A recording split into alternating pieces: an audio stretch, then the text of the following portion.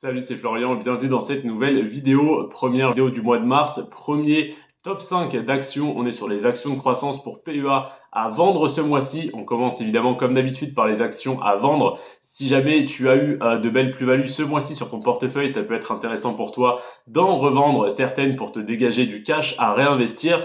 Et c'est donc pour ça qu'aujourd'hui on parle de ça. Je te tourne cette vidéo le jour même, le 1er mars 2023 à 12h32 pour te la publier à 17h. Donc on est vraiment sur des infos toutes fraîches et donc je vais te donner le nom des 5 actions que personnellement qui sont en plus-value, donc j'hésite à revendre pour me dégager du cash pour réinvestir.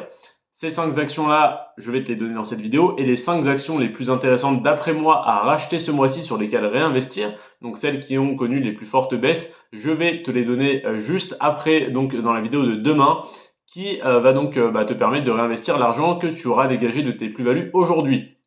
Je rappelle, je ne suis pas conseiller financier. Quand je te conseille de revendre ou d'acheter une action, c'est simplement mon avis, c'est simplement ce que personnellement je fais ou que j'envisage de faire. Peut-être que je vais pas le faire, mais en tout cas là sur les 5 actions que je vais te présenter, il y en a une que je vais très probablement revendre. C'est la première que je vais te présenter qui a connu la plus forte plus-value.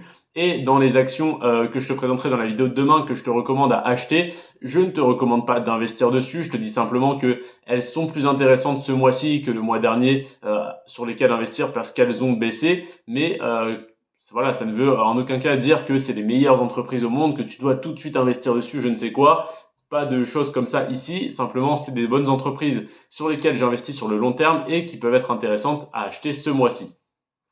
On va commencer donc aujourd'hui, comme je te le disais, par les 5 meilleures actions de croissance pour PEA à vendre ce mois-ci. C'est des actions dites de croissance parce que c'est celles dans mon portefeuille qui ont la plus forte croissance, mais elles versent toutes sans exception un dividende également, donc elles sont doublement intéressantes.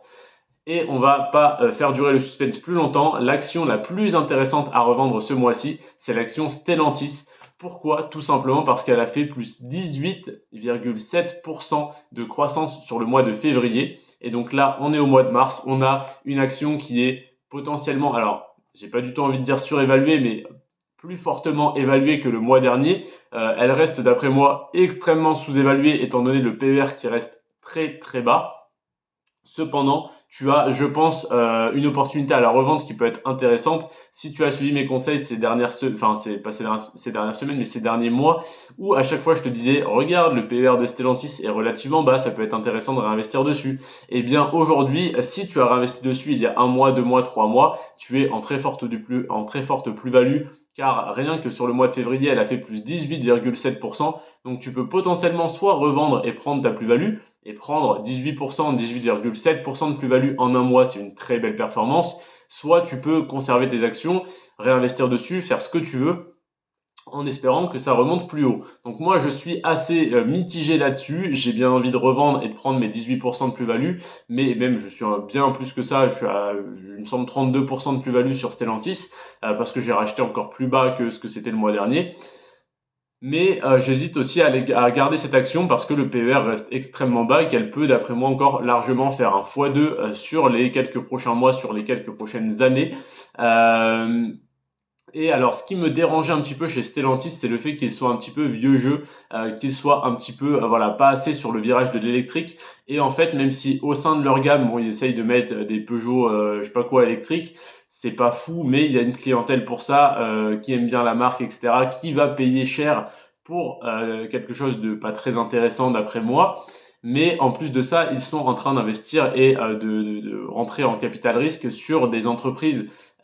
J'ai plus le nom, mais sur une entreprise qui est en train de développer des moyens de locomotion électrique non terrestres, donc potentiellement des avions, des drones ou des bateaux. Alors ils sont beaucoup plus sur les avions, mais ça pourrait dévier sur autre chose. Alors, en tout cas, principalement actuellement des avions électriques qui pourraient atterrir et décoller en vertical, donc avec des hélices un petit peu comme des hélicoptères et qui ensuite pourraient voler comme des avions. Donc ça serait vraiment des moyens de transport urbain de l'avenir, du futur.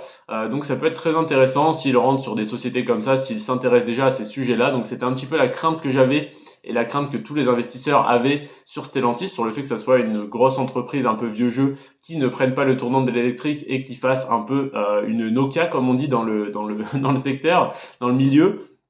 Donc voilà, Stellantis, je suis un petit peu plus rassuré sur ce tournant de l'électrique personnellement, et le fait que le PER reste extrêmement bas, donc extrêmement sous-évalué d'après moi bien sûr, et en comparaison avec le reste du marché, je pense que ça reste une excellente opportunité à l'achat, mais étant donné qu'on a eu 18,7% de croissance ce mois-ci, ça peut être intéressant si tu souhaites prendre ta plus-value. Il ne faut pas oublier bien sûr que sur les 10 dernières années, Stellantis a fait plus 534% de croissance, soit un petit peu plus que x6 sur le cours de son action. Donc oui, prendre une plus-value à 19%, c'est bien, mais faire du 534% sur 10 ans, c'est mieux.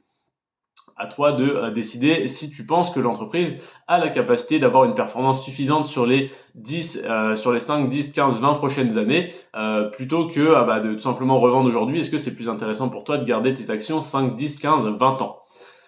Ensuite, en deuxième position, désolé, je me suis un peu étalé sur Stellantis, mais il y avait plein de choses très intéressantes, je le pense en tout cas, à dire. La deuxième, c'est ST Micro Electronics, qui n'a pas fait 18,7, mais qui a fait seulement 4,5% de croissance. Ça reste énorme, évidemment. Si elle faisait ça tous les mois, elle ferait du 70% à l'année, donc ça serait génial. Mais voilà, 4,5% sur le mois de février, si tu étais déjà en plus-value, que tu es encore en plus forte plus-value, ça peut être intéressant pour toi de revendre. Donc plus 4,5% sur le dernier mois et plus 644%, donc encore mieux que Stellantis sur les 10 dernières années.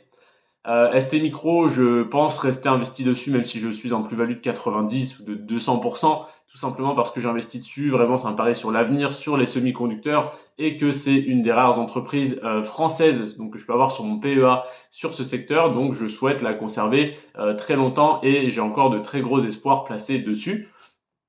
Ensuite, on a Capgemini qui a fait plus 2,8% ce mois-ci, donc ça n'est pas des très fortes plus-values, mais si tu revends une action comme ça qui a fait plus 2,8 pour acheter une action qui a fait moins 2,6, eh bien c'est comme si tu avais une différence de 5%, donc tu revends un peu plus cher l'une et tu rachètes un peu moins cher l'autre, donc ça peut toujours être intéressant de revendre une action en légère plus-value. Si jamais tu avais prévu de la revendre et que tu attendais qu'elle remonte un petit peu, eh bien ça peut être le bon moment de revendre tes actions Capgemini à plus 2,8%, en sachant que sur les 10 dernières années, l'action a fait plus 370%.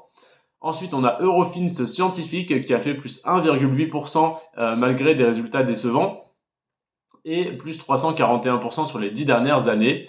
Et on finit avec Hermès qui a fait plus 1% sur le mois de février et plus 575% sur les 10 dernières années. Donc également une très belle performance. Voilà donc pour les 5 actions de croissance pour PEA potentiellement intéressantes à revendre ce mois-ci en ce 1er février 2020, ce 1er mars 2023 pardon. Donc Stellantis, ST Micro, Capgemini, Eurofins Scientifique et Hermès, avec un gros plus sur Stellantis qui a fait plus 18,7%, contrairement aux autres qui ont fait entre plus 1 et plus 4,5%. Donc voilà pour cette vidéo, tout en n'oubliant pas que Stellantis est encore extrêmement sous-évalué, un PER très très bas, donc encore un très très beau potentiel, parce que je voudrais pas que tu revendes en me disant le mois prochain Stellantis a fait plus 40% sur le mois de mars, j'ai revendu à cause de toi. Moi je te le dis, je ne pense pas revendre, je suis encore en hésitation, mais je ne pense pas revendre honnêtement. Donc voilà pour mon avis sur ces entreprises. Par contre, si tu souhaitais te séparer de Capgemini, Eurofins Scientifique ou Hermès, tu as une petite plus-value ce mois-ci, donc ça te permet de revendre avec une légère plus-value supplémentaire si tu étais déjà en plus-value, ou de minimiser tes moins-values si tu étais en moins-value et que tu souhaitais sortir de ces entreprises. En tout cas, demain, je te présente le top 5 des actions de croissance pour PEA à acheter en mars 2023. Donc celles qui ont fait entre moins 0,9 et moins 2,6%. On a pas eu de très grosses baisses, donc de très belles opportunités ce mois-ci. Sur PEA, on a eu des moins 10, moins 11% même, voire un peu plus sur le compte titre. Mais ça, je t'en parlerai après-demain et après-demain dans 3 jours, donc dans 2 et 3 jours. Demain, on parle encore de PEA. Je sais que c'est ce que tu aimes le plus, même si c'est le moins rentable malheureusement. Et donc, on parlera de 5 actions de croissance pour PEA qui versent également des dividendes et qui sont potentiellement intéressantes à acheter ce mois-ci. Donc je te dis à demain 17h. C'était Florian. Sur ce, prends soin de toi et de tes finances. Et si tu as des questions, n'hésite pas à rejoindre le groupe privé Telegram en premier lien dans la description pour en discuter directement avec moi et avec les autres membres. À demain, c'était Florian. Ciao.